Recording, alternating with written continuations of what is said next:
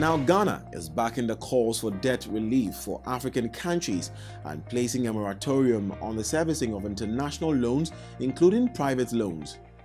A statement issued to mark the African Union Day 2020 by the Ministry of Foreign Affairs and Regional Integration said the relief would enable countries to focus on protecting vulnerable populations, preserve jobs, and ultimately avert consequential political and social instability. It said the pandemic and its economic fallout highlights the longer-term efforts needed to strengthen the health systems, diversify economies, and broaden domestic revenue sources of African countries.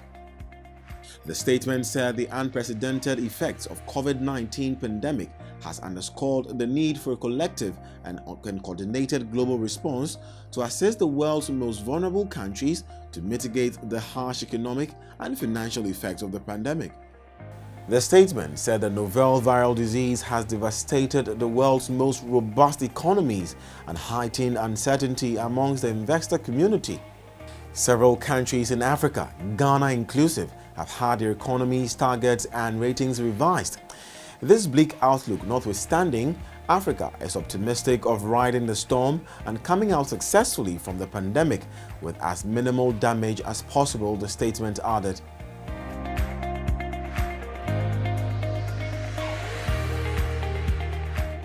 Moving on, Ghana has reiterated that the COVID-19 is another major test of the resolve of the African Union (AU) and its member states to advance development in the continent.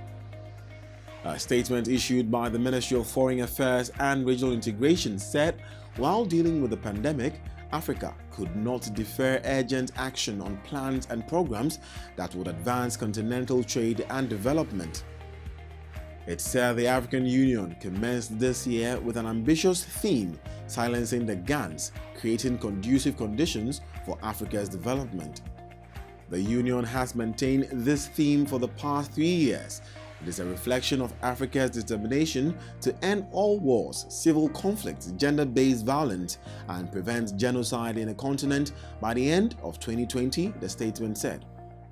The statement also, however, said arising from a plethora of causes of which at the very heart were issues of governance, African conflicts have seriously undermined and challenged the continent's socio-economic development, leaving in its wake high incidence of poverty, disease, and illiteracy in the continent, and a yawning development gap between Africa and other continents.